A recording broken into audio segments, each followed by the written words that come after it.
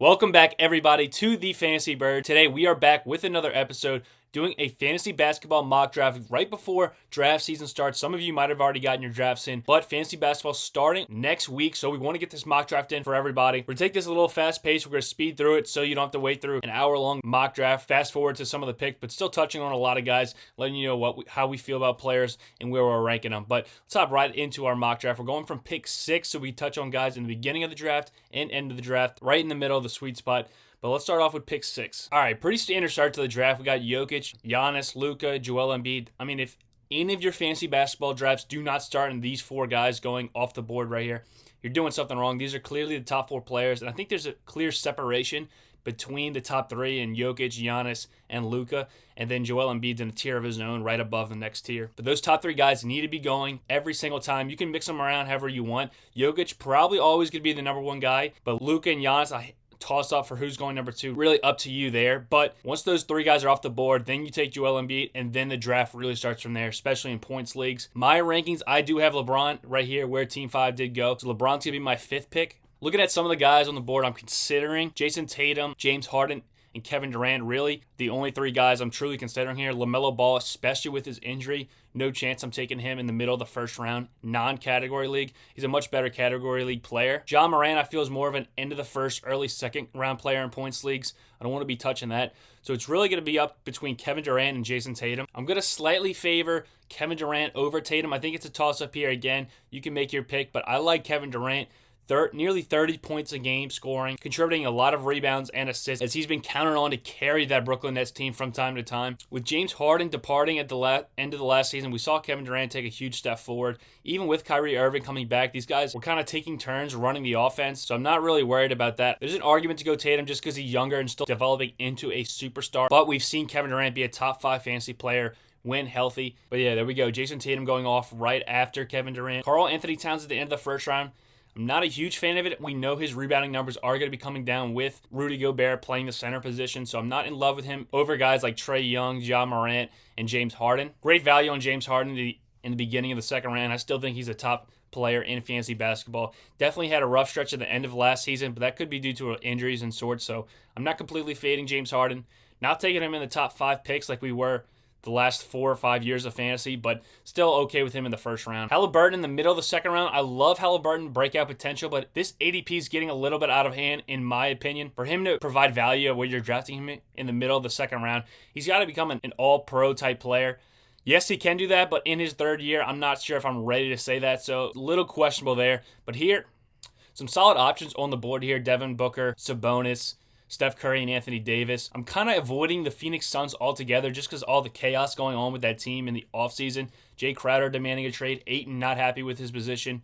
So I don't really know what's going on with the team. Still great players. I'm not completely fading them. But if I had options around them that I like just as much as them, I'm going to probably favor those guys. My choice really here is going to be between Siakam, Steph Curry, and Anthony Davis. Anthony Davis obviously comes with injury concerns. Every single year, he's missing at least 20 games. If you told me Anthony Davis was going to play 70 games this upcoming year, he'd be a top 6 pick in fantasy points leagues. Willing to take Anthony Davis here, even with the injury concerns, because I think you're getting that baked-in discount already at the middle of the second round. Steph Curry also provides some concerns. Jordan Poole making his emergence as a star player in the league. Draymond might not be happy to see that, but Klay Thompson coming back fully healthy this year. So Steph Curry, there are some concerns. I still would take him in the second round. My options are really between Curry and Anthony Davis. And I really think I can get some point guards later on in the draft. So I'm going to go ahead and, like I talked about, he's a top 5 player if fully healthy all season long. So I'm okay with him missing games sprinkled in here and there and even maybe a week or two, given the fact that I'm getting him in the second round of this draft. So yeah, the guys we were thinking about taking, Siakam, Booker, Curry, all go right after Davis. Rudy Gobert in the beginning of the 3rd round at that 2-3 turn, I'm not a fan of. I think we've seen Rudy Gobert ceiling at this point in Utah when he was the main big man on that team in the pick and roll action with Donovan Mitchell and Mike Conley. This team, he's really just going to play that defensive big role. I don't see him getting involved that much on the offense, considering you have one of the most dynamic big men in the league in Karl-Anthony Towns to run pick and roll action with Anthony Edwards. Unless you're getting 3 points for a rebound, there's no way I can consider taking Gobert this early in drafts. Definitely staying away from him there. DeMar DeRozan, I had him on the must-avoid list just because of how high his price has been getting in this late second round. People are starting to take him. This still might be a little bit too early for me for DeRozan, but if you can get him at the end of the 3rd round, I'm okay with taking DeRozan, even though we should see some regression in his points per game. So here in the third round, top point guards available: Cade Cunningham, Kyrie Irving, Anthony Edwards, and Donovan Mitchell. I don't mind either of those options, especially Kyrie and Anthony Edwards. I think Edwards is poised to have a breakout season this upcoming year. He's already shown the ability to eclipse 21, 22 points per game. I think he's only getting better in this Minnesota offense. There are a lot of mouths to feed for the Timberwolves, so I am a little bit skeptical there, but I still wouldn't mind him in the third round. Donovan Mitchell here on the board, just in fantasy. I think there's going to be a little bit of regression there, given the fact that he's never played with a point guard like Darius Garland, all-star caliber in his prime. Mike Conley, obviously a great player when he was in Memphis, but definitely on the downswing of his career in Utah. So with Garland being such a ball-dominant player, getting nearly upwards of 18 points a night and almost 10 assists, definitely not a guy I want to be my starting point guard alongside Donovan Mitchell if I'm drafting him in fantasy. So I think both of these guys we have to temper our expectations on.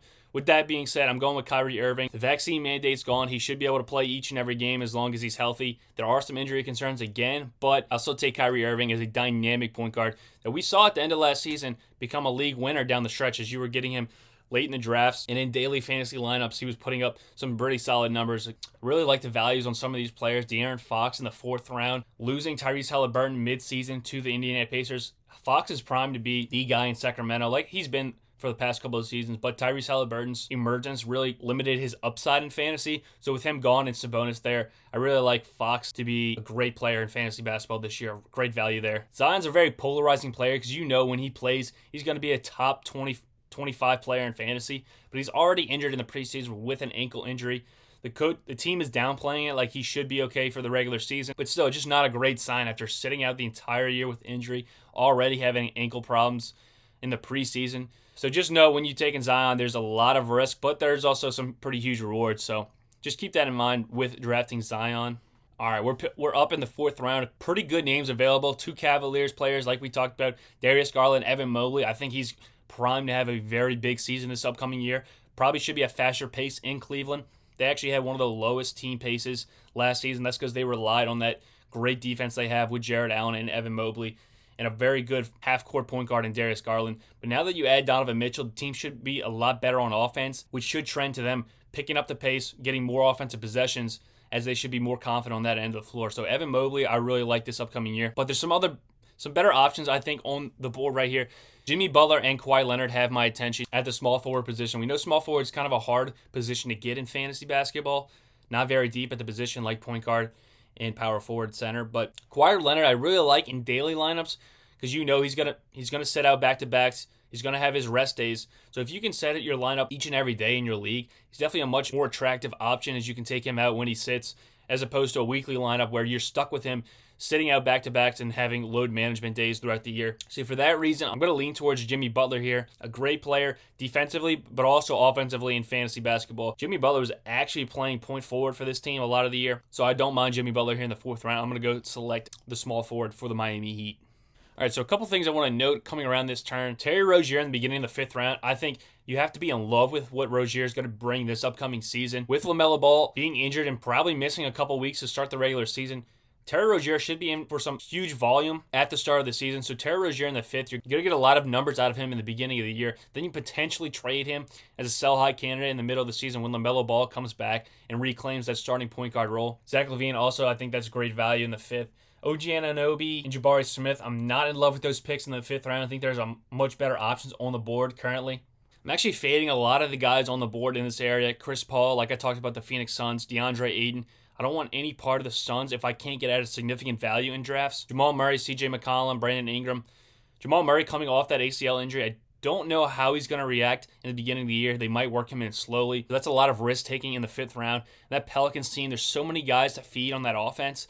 I don't know if I want to be taking any of them at their current average draft position, even though I know it's going to be a great team and a lot of scoring. It's going to be a lot of Zion down low. I don't know if I love taking CJ or Brandon Ingram in the middle of rounds right here. I'm actually going to reach down for Nikola Vucevic, way too low in sleeper draft positions, a little bit higher on other formats like ESPN and Yahoo. But on those formats, I don't love taking Vucevic where he goes in the 4th round, given the fact that he's an aging center, 32 years old, not very athletic, and we saw his numbers regress pretty significantly from what they were in Orlando when he was the main guy. This upcoming year, they add some pieces behind him, some suitable big men to back him up. But I think he's still going to be a great player. So 18 points and 11 rebounds on a nightly basis here in the 5th round.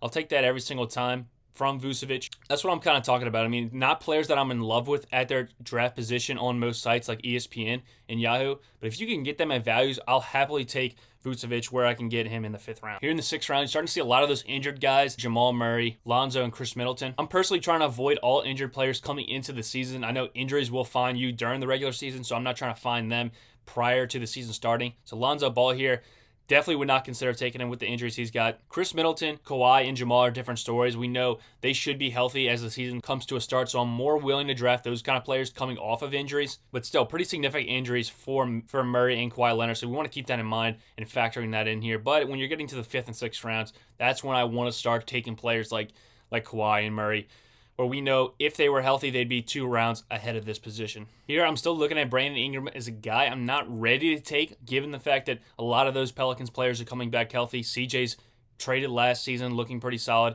and Zion coming back. I'm going to take the guy we've been pumping up, Jalen Brunson, who has shooting guard flexibility, so that's great because I know shooting guard's a very weak position for fantasy basketball. He should be a great player this upcoming season. They need a point guard in New York pretty desperately.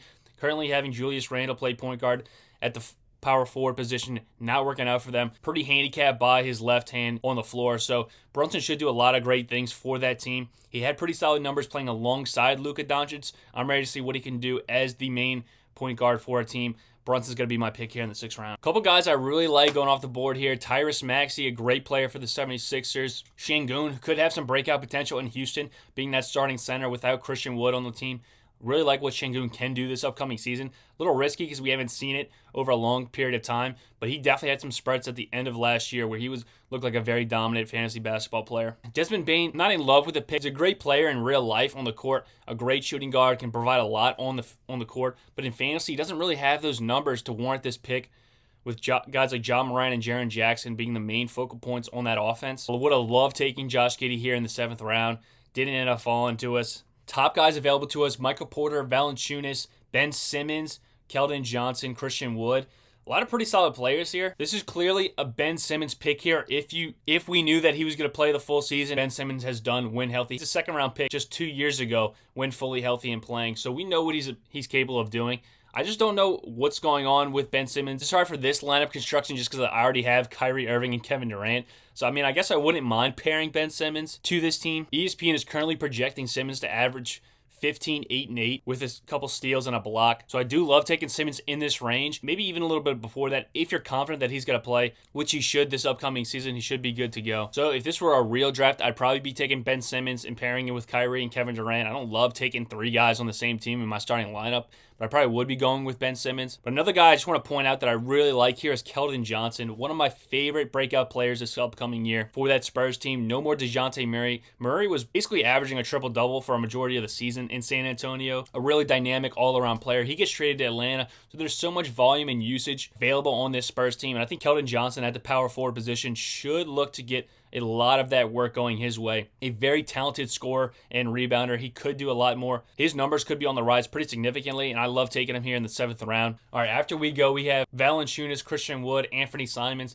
I'm really avoiding Valanciunas anywhere I can this upcoming season. I think Zion's going to take a lot of his work. Kind of operate the same kind of way. They need space on the floor to operate, to bully ball their way to the rim. So I think they're going to be getting in each other's way a lot, which is going to lead to Valanciunas' minutes getting decreased and making way for other guys on the team like Larry Nance, like Hernan Gomez that fit a lot better with Zion than Valanciunas clogging it up. I mean, his three-point numbers aren't that impressive for Valanciunas, so if he can get a shot going, that could work in his favor on getting minutes. But the defensive front court of Zion and Valanciunas isn't really going to work for this Pelicans team, so I don't see them working well together. So for that reason, I'm fading Valanciunas where I can. And I also think he's the 4th option on his team behind CJ and Brandon Ingram and Zion. Jalen Green in the 8th round, I think that's great value for a guy that could be averaging nearly 23 points a game in Houston with the pace of play, and the scoring is going to be off the charts. This team can't stop anybody, so they're going to be running up and down the floor trying to score with their opponents. So Jalen Green in a points league, and you're not knocked for efficiency, I think is a great pick here. In leagues where field goal percentage and field goal attempts do matter, not as great of a pick because we know he's been a very inefficient player in his rookie season. But from a strictly volume standpoint, I love Jalen Green here this upcoming year. Looking at the board available, we have Miles Turner, Wendell Carter, Yusuf Nurkic, and Westbrook. Westbrook really not on my radar. I mean, this guy, he's already getting delegated to the bench, especially in efficiency leagues where those missed shots are going to count against Westbrook. I'm fading him pretty much completely. But with his role diminishing in Los Angeles, where they tried to trade him this offseason, couldn't get it done, I really want to be fading Westbrook any chance I get. Miles Turner, a lot better in category leagues than points leagues, so I'm not really considering him here. So it's really between Wendell Carter and Yusuf Nurkic. I really like Wendell Carter's ability going forward. There's a lot of guys in Orlando. I mean, Paolo Banchero's a big power forward. He's shown the ability to rebound pretty significantly. Jalen Suggs is a big guy. Mo Bamba getting minutes here and there. I do like Wendell Carter, but with Yusuf Nurkic having really no competition in Portland, should be healthy this season with Damian Lillard. This team should look a lot better this upcoming year. I'm going to take Yusuf Nurkic here as in the middle of the 8th round and feel pretty confident that he's going to put up some pretty solid numbers rebounding and scoring-wise. Coming around the turn, we see some young guys like Herbert Jones, Devin Vassell, and Saddiq Bey. These guys kind of bare on their depth chart. Devin Vassell, I really do like this year as a sleeper candidate. A little too rich in the 9th round for me, but I do like Vassell's very solid rebounding wing for San Antonio. Like we talked, I want to get these San Antonio guys at discounts, given the fact that how much usage is available in the offense. Any guy can break out on this team and provide some league-winning capability. Tyler Hero hasn't shown the ability to be a very great points league player. I mean, 6th man of the year, definitely does some scoring things, great for a team, but not really contributing in any other facets of the game. So in points league, Hero not as great as you would think.